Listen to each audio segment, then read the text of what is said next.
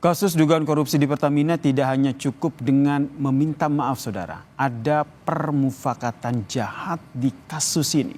Lalu bagaimana menuntaskan korupsi impor bahan bakar minyak yang menyeret sejumlah pejabat di Pertamina? Kami membahasnya bersama dengan Gunardi Ridwan selaku peneliti Fitra dan juga anggota Komisi 12 DPR, Mulyadi yang telah bergabung bersama kami di Kompas Petang. Salam sehat semuanya. Saya ke Mas Gunardi selaku peneliti Fitra. Anda telah melihat ini ada pernyataan penyampaian permintaan maaf dari Dirut Pertamina sendiri. Menurut Anda selain minta maaf, apa yang harus dilakukan oleh Pertamina? Ya, pertama dengan adanya kasus ini ya, ini bisa menjadi momentum perbaikan ya terkait sistem dan tata kelola migas di Indonesia ya. Apalagi kita tahu ya bahwasannya kasus ini sebenarnya kan juga pernah terjadi ya. Artinya kasus tata kelola migas ini juga pernah terjadi tahun-tahun sebelumnya.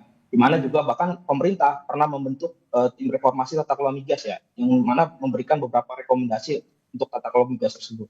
Tapi nampaknya di tahun ini ya, khususnya di 2025, temuan Kejagung menurut saya perlu kita apresiasi ya. Ini merupakan langkah yang menurut kami luar biasa gitu ya. Di mana tadi ya Kejagung memaparkan ya bahwasanya ada dugaan korupsi ya dalam hal ini soal bagaimana Pertamina, khususnya anak perusahaan Pertamina gitu ya, melakukan sebuah markup atau potensi melakukan penyalahgunaan gitu ya, sehingga tadi ya menimbulkan kerugian negara.